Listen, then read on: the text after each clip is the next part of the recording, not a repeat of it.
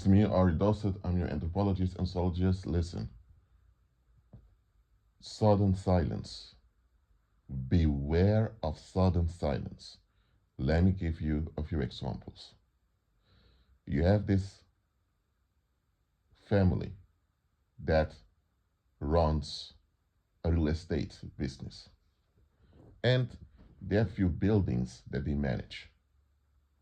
And there's this guy renting a flat in one of those buildings.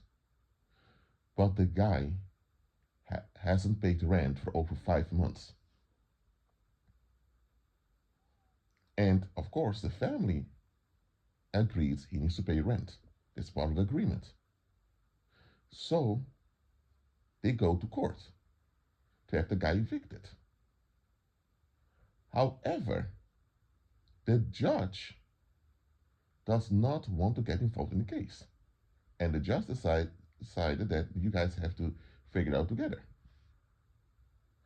After 2 years, finally the judge agrees, okay, you can evict the guy. This was another judge, by the way. So for 2 years and 5 months, this tenant did not pay any rent. So after 2 years and 5 months, finally there was an eviction notice and a charge to pay the rent owed. But then, out of the blue, the family gave up. They let it all go. Now, why would the real estate officers, because I refuse to use the term landlord, why would they suddenly give up like that if for 2 years they were fighting to get their rent out of this tenant or to get the tenant evicted?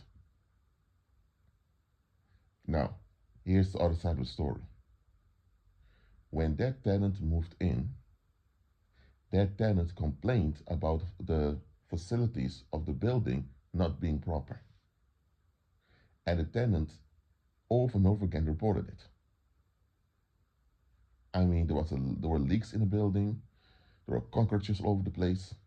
Now, according to the local laws of the land, any tenant is entitled to have a well-functioning building when they're renting. So, this tenant decided, okay, I can't move anywhere else because I don't have other places to go, but I'm not going to pay rent for a place that doesn't function. And this tenant went in spiritual decrease. Well, guess what? The judge knew that if it came to a court case, that this real estate family would have to pay the tenant. And if that tenant would win the court case, all the other tenants would complain too. So the judge knew that it's going to be a big hysteria and big unrest in the neighborhood if it came to a court case. Why the judge said, figured out with the tenant. The thing is, while that family was so insisting on getting that one tenant evicted, they lost focus of the fact that they were neglecting the buildings they were renting out. So more tenants began to complain, and there were times tenants just left without paying rent. They got a bad reputation. And eventually, they realized that half of their buildings didn't have any tenants anymore. So they were facing bankruptcy because they still have to pay taxes on those buildings. So they realized that them being so focused on that one tenant that refused to pay rent was a big mistake. But guess what? It's already 2 years further. They can't take those 2 years back. All the money spent on court cases, court fees, all of that. So they realized, you know what? We were in the wrong too for not maintaining that building properly. So they owed the tenant an apology. And they also owed the tenant compensation because the tenant was the one that had to deal with all the damage of the building.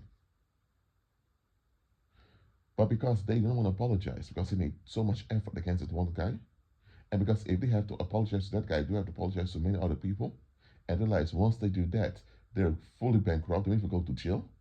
They realize, you know what, let's just drop it. We leave the man alone, he can live there as long as he wants, doesn't have to pay rent to us. We don't care. So the sudden silence from the real estate officers was because they knew they went too far. And because they knew they went too far, they know that if they admit they went too far, others can demand damages from them, restitution. And if that happens, they're finished. So to have some type of damage control and to escape further damage on themselves, they just stay silent or just walk away. Okay, another example. Let's say that there, there is, let me give you a good example. Let's say at work, your employer was threatening to fire you because your work performance, this, and that. But suddenly, he and your colleagues suddenly they don't ignore you, but they just don't communicate with you that much. Just leave you alone to do your work. They don't even criticize your work anymore. Why? Why the sudden change? Because you had a medical disability a few years ago that still affected you till this day. If they would fire you just like that, it will look bad on the company. That will destroy their reputation. And you have the advantage now that you can sue them and they have to pay you damages. They went too far, not taking consideration your past. So by doing that, they know if we proceed, we're doomed. They don't want to give in, but they have no choice but to give in, so they just stay silent. Do not even talk about the issue. Again, another example, because I'm going to give you more examples now. Let's say your wife was complaining all the time, saying she wants divorce, she wants out,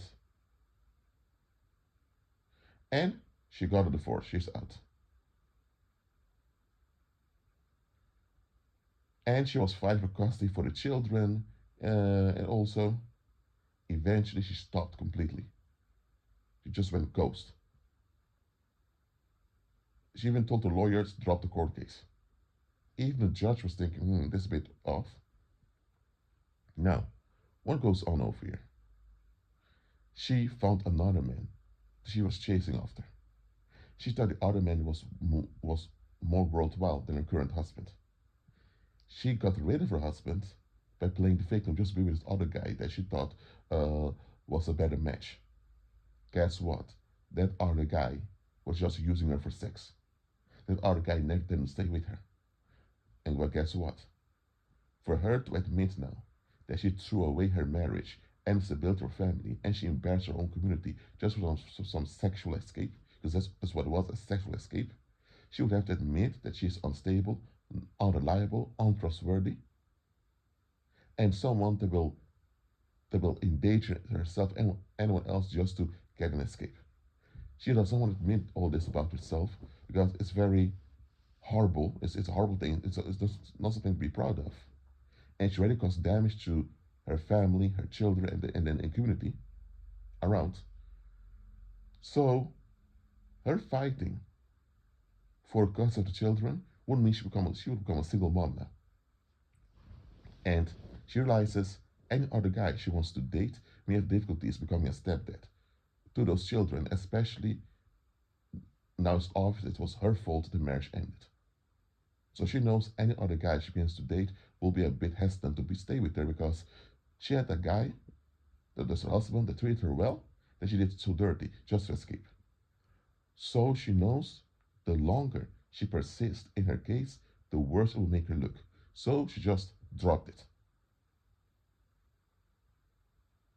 She only contacted the ex-husband for practical reasons, saying the court case is dropped, and she didn't even attempt to visit the children. All the children thinking, why is mom acting this way? Now, these examples that I gave to you, they have one thing in common. The aggressor, in this case, finally realize, you know what? I can win this if I persist. But this win is going to be a big loss. Because in the process, I make myself look horrible. And by making myself look horrible, I've lost um, favor from other people. And I've erased the people who may turn on me. Because the unrest I brought forth while doing this is haunting other people. So they decide to just go silent. They decide on a ceasefire and understand the following: a ceasefire does not mean there is peace. A ceasefire simply means that one party in the conflict cannot afford to continue fighting the conflict. It doesn't mean that they concede. It doesn't mean that they give up. It doesn't mean that they are now in harmony with the other party, they've reconciled or they've repaired, they become better people. No, it simply means that they have no choice but to walk away from the situation and take the losses. Now, in life, as a believer, you will encounter situations like this. That there are people who are upset with you, they can't stand you, want nothing to do with you, all of that, and suddenly it goes silent. Maybe someone did you dirty and people are talking about it, suddenly everyone stopped talking about it out of the blue. Or maybe um, some people suddenly stop talking to you out of the blue. Some people, it can be friends, family, or maybe co-workers or people you used to go to school with. Anyway, they're people who used to talk to you and suddenly they stop talking to you altogether. Why? Because behind your back, they were murmuring, complaining about you. Behind your back, they were enabling bad shit against you. Or it can be that they couldn't stand you, but realize, you know what? To walk away from you means that you'll be better off without them being around, because them and their anger and the issue against you is going to hinder you. So without them being around, you'll be better off, and they're going to be the ones left behind with unrest. So they insist on staying around you and hope that their unrest against you would hinder you, because they want to blame you for how they feel. But the longer staying around you in such a way, the worse it makes them look. Because here's the thing: they're not participating with you and you moving forward, and also not fighting you. So why are they there? Eventually, other people catch on. Hold on a minute. You talk shit about this individual behind their back, but you're still around them. So you're the type of individual that will stick around just to hinder people. Eventually, they realize, you know what? This has gone way too far. I put myself in danger because everyone else can expose me anytime. That I really can't stand this individual, but I only stick around to make myself look good. Because walking away would make me look bad. Well, guess what? Eventually realize that walking away will still make you look bad, but staying around will even make things worse. So they decide on a one-sided ceasefire and they leave because they owe you an apology for disliking you and thinking all those horrible things about you. They owe an apology and they owe you rectification. But if they have made this towards you, they also admit to the community that they burden the community with unrest by having issues against you. Because anytime you dislike someone or you have an issue against someone, this unrest you carry, not the other individual that you dislike or have an issue with. And that unrest that you carry is affecting you and other people. So you're damaging yourself and others in the process. So if they have to apologize towards you, they also have to apologize to the community around them. And again, once they admit that they have been the perpetrator, others can demand restitution from them. And now they will lose every type of autonomy they had over themselves, because now they owe other people more. So, for damage control, to escape all of that, they just go silent. So, understand the following: when there was contention against you or some hinder against you, and someone is completely silent, don't take that as a good sign. It simply means that the perpetrators or the aggressors have they hit the wall. And the wall is the reality that they've gone too far and they're so far gone in their investment against you that admitting wrong towards you will cause them mental breakdowns repeatedly and also cause them credibility everywhere. And this is damage they don't want to face. So that's why they run away. They just become silent. Because here's the thing, if people have been against you openly, without regarding your feelings, whatever, and somebody very kind and good towards you, you're not going to take it. Nobody's going to take it. They're not doing that. They just go silent because it has cost them too much. It's going to cost them more if they continue. But they also want to stop, so they just have a ceasefire. And one thing about ceasefires is that the public is aware of what happened. The public is aware of what happened to you. The public is aware of what was done to you. And the public is aware that they are also responsible for allowing this to continue against you. So that's why the public around, the bystanders also know, oh crap, the perpetrators stopped, hold on a minute, we were the enablers because we allowed this to continue. So you know, also the public will go silent about the topic. Look, when you notice sudden silence about the topic or from certain people, listen. Do not bring up the topic once you notice this sudden silence.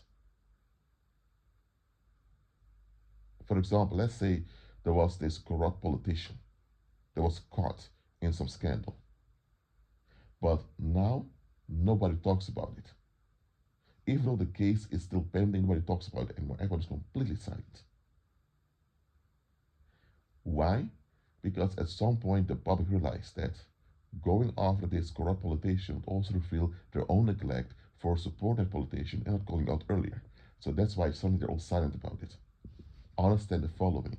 When society goes silent about a topic, suddenly, just like that, it is a type of damage control.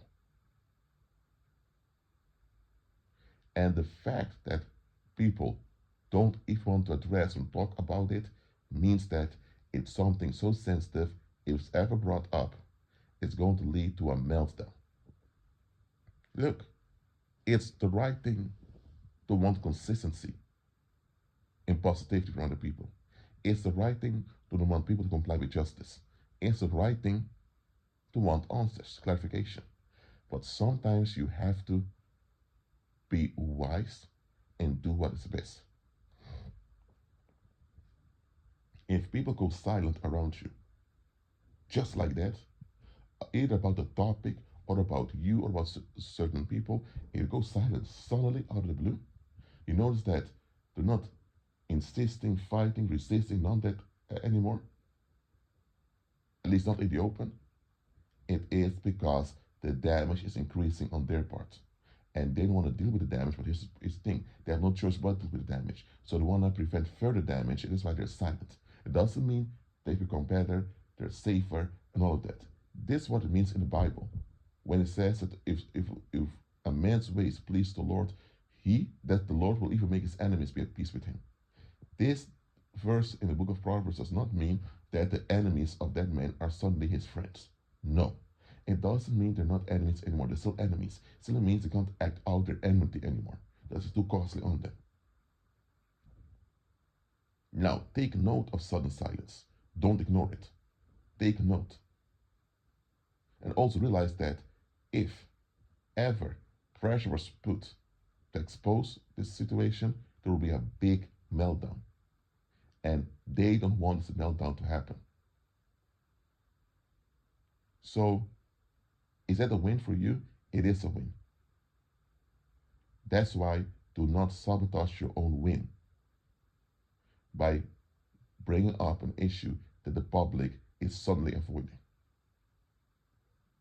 It's one thing to want to get answers. Sometimes it's proper to persist to get answers.